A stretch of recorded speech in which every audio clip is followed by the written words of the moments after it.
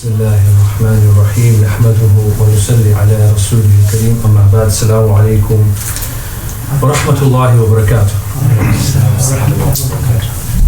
Last two sessions we've talked about the fitrah, which is very, very important, I believe anyway.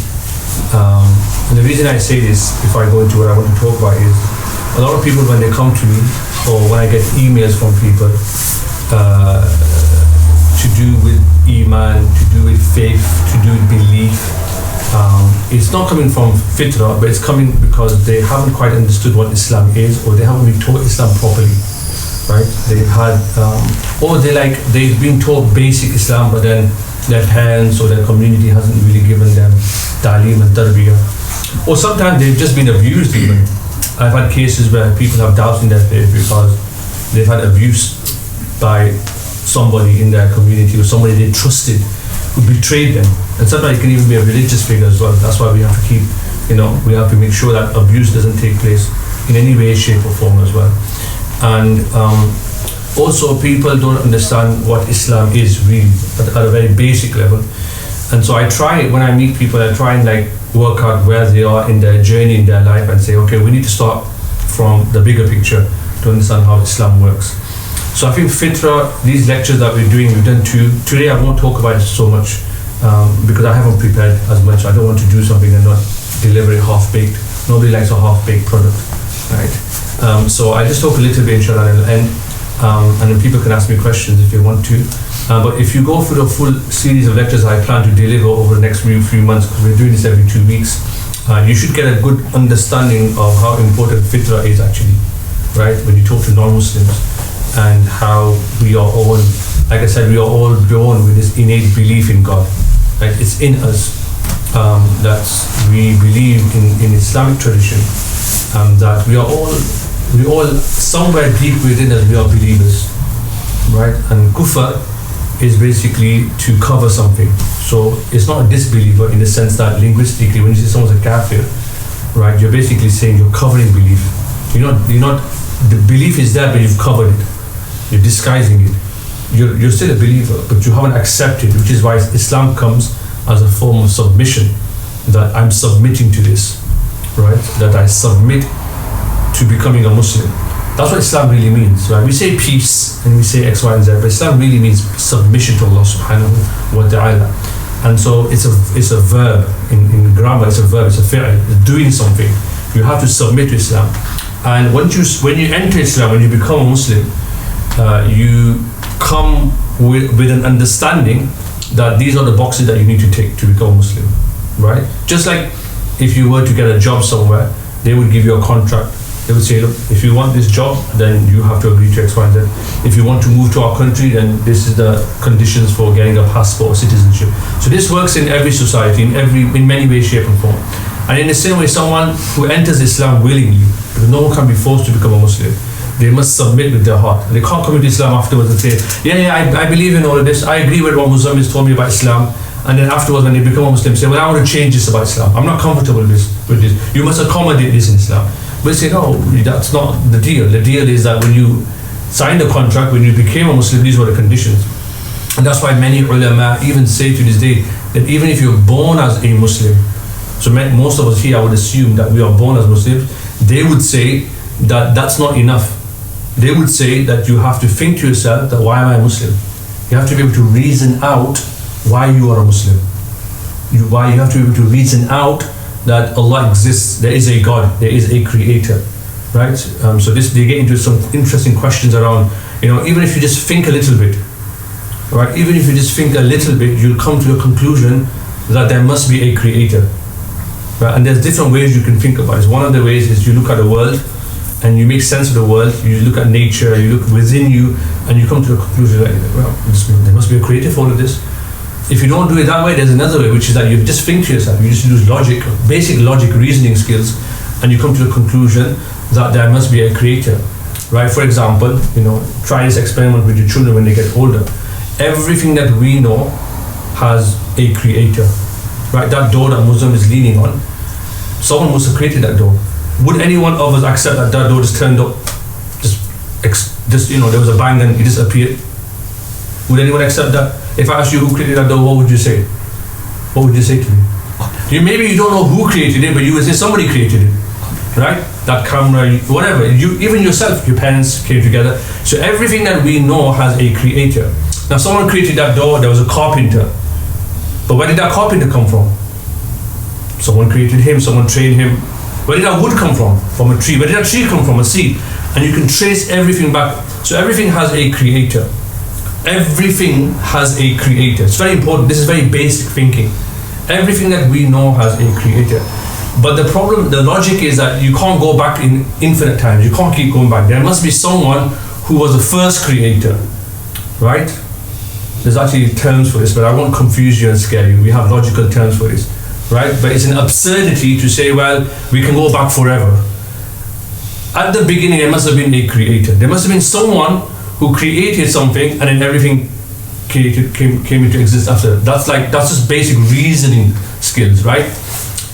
Then someone might say, Maulana, what about Qadar and all these questions? Because people ask me these questions, so then I have to ring them. Usually I ring them, or I get their number, say, but we need to have a conversation. Take me to Starbucks, or take me to Costa Coffee, and your coffee will be worth it. You'll give me £5 of your coffee, but it will save your iman, inshallah, and my iman too. I say that £5 coffee, don't be confused, spend it, take me for a cup of coffee. We'll sit down. We don't need to meet in the masjid. And I'll tell you basics, and I'll give you the framework, inshallah, from my teachers that I've learned and from my reading that I've learned, alhamdulillah, and I'll tell you this. I'm telling you this because Islam has the answers. Our scholars have done this for 14 centuries. They've mastered it. So somebody say, what about Qadar and all of these things, right? If Allah knows everything going to happen, then what's the point? I might as well just sit and just accept it. But you have to understand, Allah is not like me and you. We live in a world which is a prison. How is it a prison? In terms of time and space, we live in a prison. It's a finite world. We live in a world where you can only be at one place in one time. Ashfaq, can you be somewhere else right now? Can you be in 10 places? Maybe we might invent some technology, but at the moment, physically you're here, right? So you're bound by space. Time we only have because we go around the sun. If there was no sun, we wouldn't have time. This concept of time is also it's for us. But who created space? Who created space? Allah created space. The space, everything that we have. Who created time? Allah created time. Can the creator, going back to the door example, can the creator, the one who created the door, can he be bound by the door? The carpenter who made the door, is he controlled by the door? Because he came before the door. He came before the door. So he created the door. So somebody say, oh well, he created the door, so therefore he must be like a door, he must be same laws to the door, he must open in a certain way. No, because why? He created the door. So Allah is the creator of everything. Is he bound by what he has created? Is Allah bound by what he's created? He's free from his creation. Is he bound by time? Past, present and future, does it exist for Allah? Why not? Because he's the creator of past, present and future. He created time. Wal asr innal insana lafi khusr. By Allah makes the qasam by time. Innal insana lafi khusr. So Allah is free of these things. Allah is infinite. He's always been there, he will always be there, Jalla wa'ala. So we're living in two different dimensions in certain ways.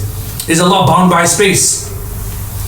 No. So can you see straight away, for us to try and understand Allah is very difficult, because He's beyond us. Somebody will say, well, that's not fair, why can't I understand Allah? Why can't I comprehend Allah? Well, He's no longer God then. That's because you want to be God. So can you see, like on a basic reasoning level, like if you just teach your kids this, you might say maybe complicated, so record it for you so you can go home and watch it again 10 times. But this basic reasoning, I haven't even got into complex physics or metaphysics or theology or falsafa. This is just basic reasoning. But if we teach our children this, just basic reasoning, or when we meet non-Muslims and they ask us, oh, they say to us that you Muslims are like brainwashed. They've said this to me. We had a plumber at my house, and he was, mashallah, like him, he died. He was tiling, and he said, oh, he used to see me go to the masjid. He said, you guys are all brainwashed, he said to me. So I don't let the opportunity go. So I said, we'll have a cup of tea one day. And I deconstructed his entire world, because he was like, oh, we are enlightened people because we are atheists. I said, do you know what atheist means?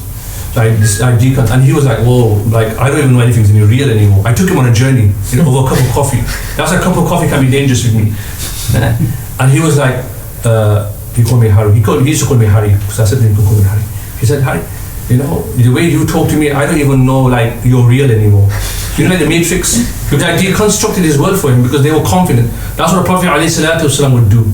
La ilaha. What did you do? The first part of the kalima is what? La ilaha. There's no gods. There's just no gods. That's how the Prophet would start, because he would take apart their word, because they would believe that we can have gods with Allah. And then nowadays we have our modern gods, right? We have our modern gods that we think that we worship. But what would the Prophet then do? Because we don't want to leave people in a life of like despair, because we love them. That's why Allah's name, Ar-Rahman, Ar-Rahim, the most merciful, the compassionate. And that the Sifat, Imam Ghazali says that mercy is what? That you wish good for other people. You want good for people. So when we disagree with certain lifestyles, certain sexual preferences, or whatever it may be, you know what I'm talking about. Right? We don't disagree with it because we hate you. We disagree with it because we love you. How do we love them? How do we love them?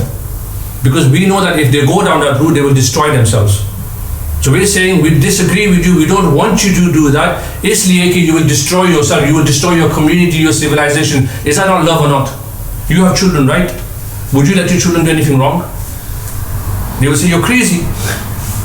So these are our people.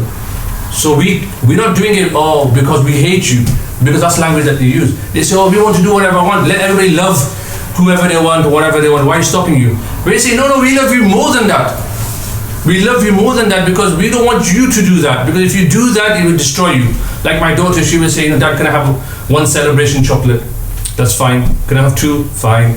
Then 10, 20. Are you going to let your daughter keep doing that? Right? They will eat all day long chocolates. Right? But what will happen to them? As a simple example. So in the same way, because we are here, because we love people, we want the best for people. So we want to teach them this. So La ilaha is what? Negating. So with Dave, when I was sitting with my friend Dave, I was having this conversation with him. And I said, look, you think that you're clever because, mashallah, we believers, so religious people are somehow brainwashed. I said, let me have a conversation with you. And then he began to say, like, this is like the Matrix, what you're doing to me. That's what he actually said to me. He said, I don't even know if I really exist anymore, because you can do it very quickly with people who think that their word is superior. So then I said, there's an alternative way. So I'm not going to leave you naked in this world of Matrix. I'm going to give you a real word. And I brought Allah into his life. So La ilaha illallah. So we bring Allah, because we empty the cup out. Because like one of our ustads would say, if you have a cup, you're not going to fill it with milk when there's urine and nabaki in it. Spiritually speaking, what you need to do is cleanse that cup out, right? The fitrah has been corrupted. You need to polish it first, right? Like you polish your car probably, no? Right? You have to polish it first and then you fill it with milk. Otherwise it will be a mumble jumble. That person's iman will be all over the place. You meet lots of people like this, they're just like confused. So what you have to do is help them because you love them. And then you bring them you fill their hearts with the light of iman.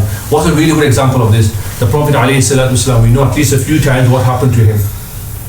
When he was playing with, who was it? When he was a child and he went into the deserts with Dai Halima radiallahu ta'ala. What happened? What was the famous incident? What happened?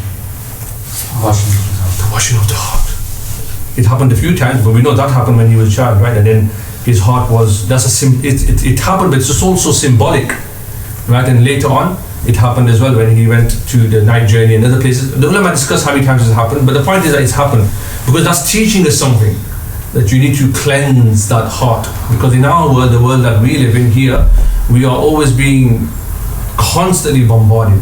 So iman is a pure thing, it's a fitri thing, it's like in your nature. But then what you have to do is you'll meet people whose fitrah or their nature is corrupted.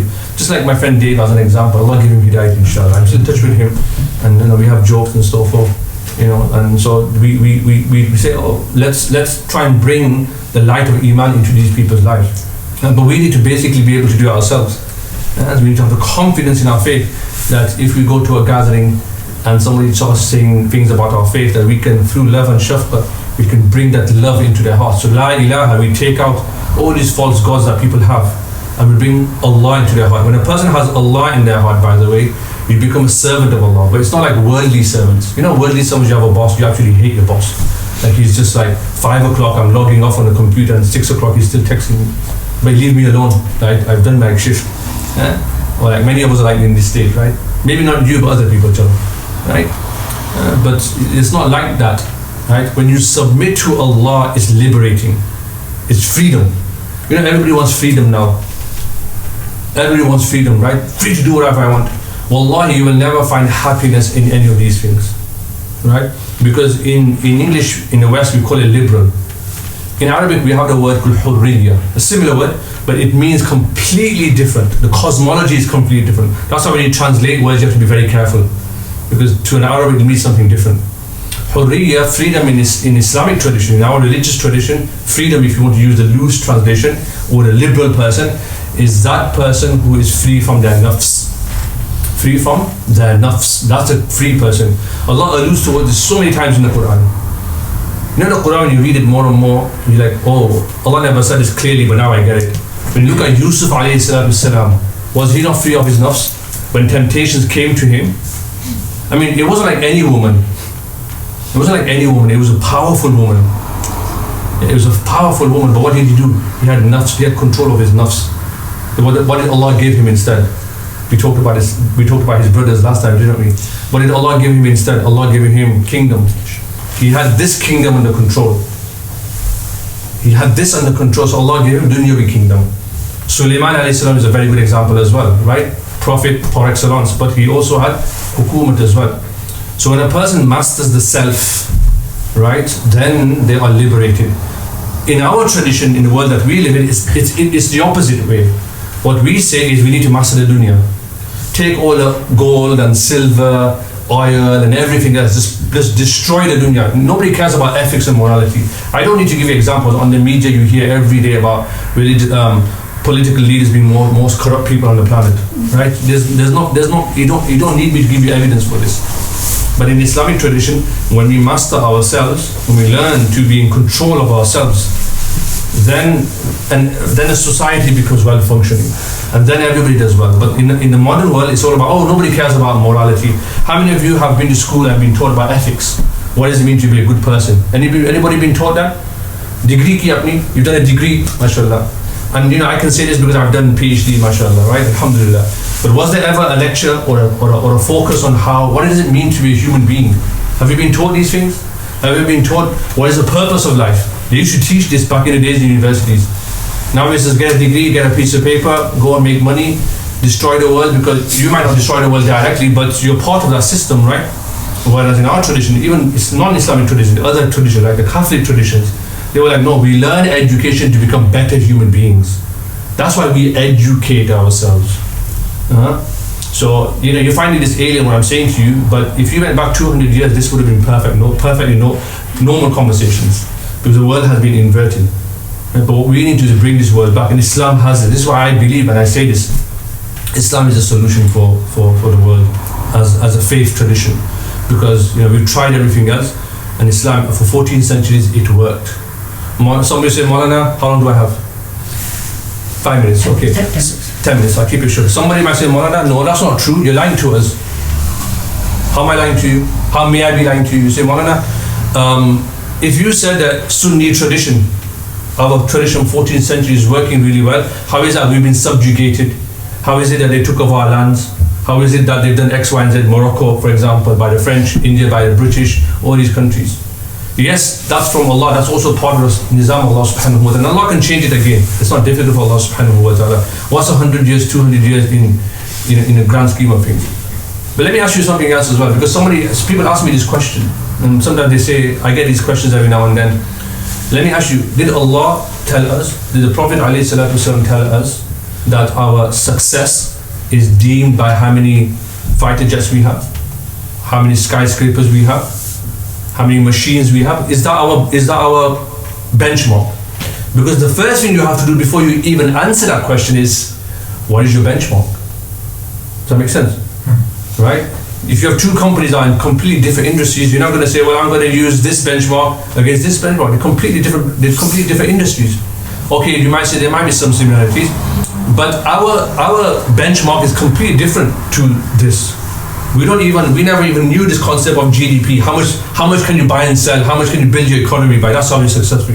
Because that's a worldly measurement. For us, you could be the poorest country in the world, but with Allah, you could be the richest country in the world.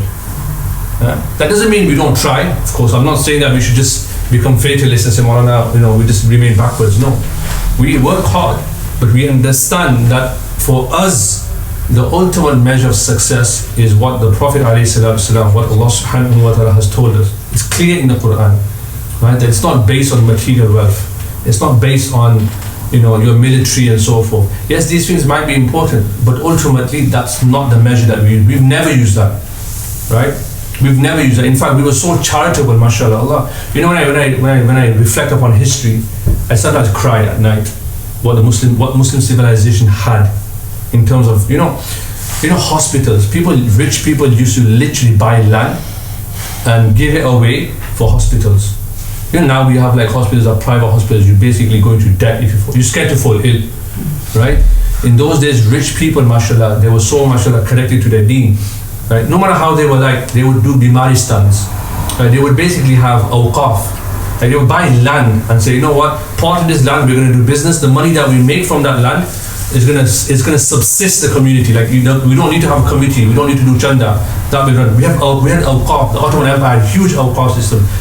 The first thing they did was dismantle all of this because they wanted to make money out of people. In our tradition, we never had this. People used to, medicine. When they would come for a cure, they never cared about the bottom line. It was never about profit. It's about benefiting people. But people were like, we're going to make cures and we're going to give them to people. Shifa, because it's for the sake of Allah subhanahu wa ta'ala. Because the worldview was about helping other people to make their akhirah. And that's the worldview that we're going to inshallah create as well. But going back to the basics that I want to talk about is because we live in a world that's like this. But when we individually, in ourselves, brings this change, right? That we are people who have iman and taqwa. You will see how even one person can make a huge difference. Wallahi, like a person who has iman, who has taqwa, who has a deep understanding, they can make huge impact in places and in different parts of society. So this is the way of Allah subhanahu wa ta'ala. I've just made some pointers. I haven't gone into detail, right? But you can see just from this quick journey, right, that Islam as a faith tradition, we have, alhamdulillah, the answers to nearly every question that people might have, right? And we don't have anything to fear. I mentioned this in the last lecture as well. We should not fear anyone. We should never feel belittled. We should never exaggerate threats to us as well. Sometimes we make a big deal out of small things as well. Like sometimes just play it down. Don't give them the air that they need. Sometimes Muslims do this on social media, like some nobody in some random village somewhere starts attacking Islam, and everybody starts following him and attacking him, and he just becomes a superstar overnight. But you just leave the brother alone, just leave him, ignore him, he'll disappear.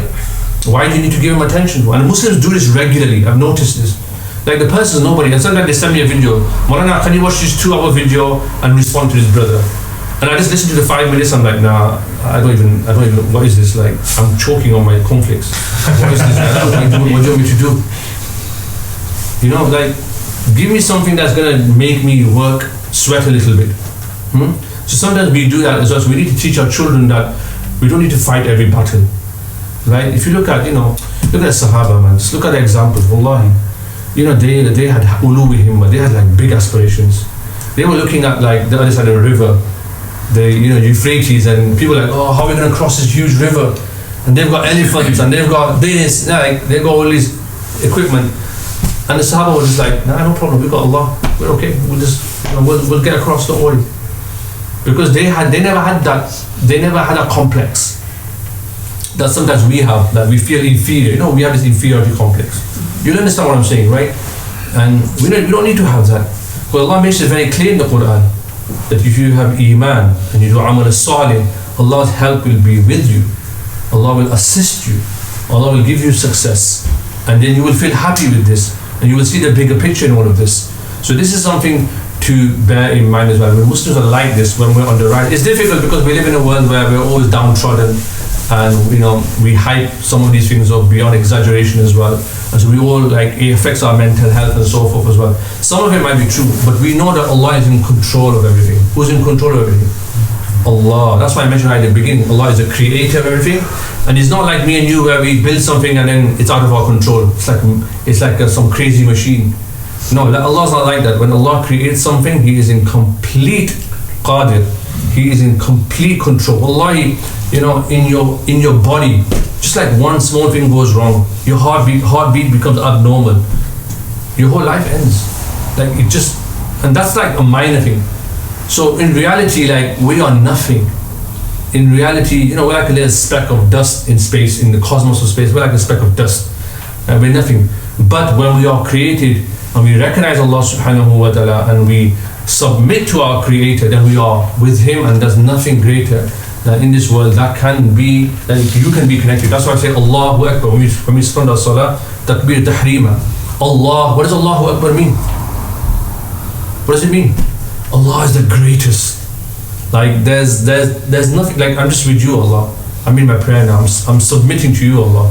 Right? And Allah, you are the greatest. Like, if I have you, if they kill me, they do whatever they want, Allah, I have you in Jannah. Allah, I'm going to meet you anyway. Right? So I'm happy with whatever happens in the world. Yes, I will try my best. Right?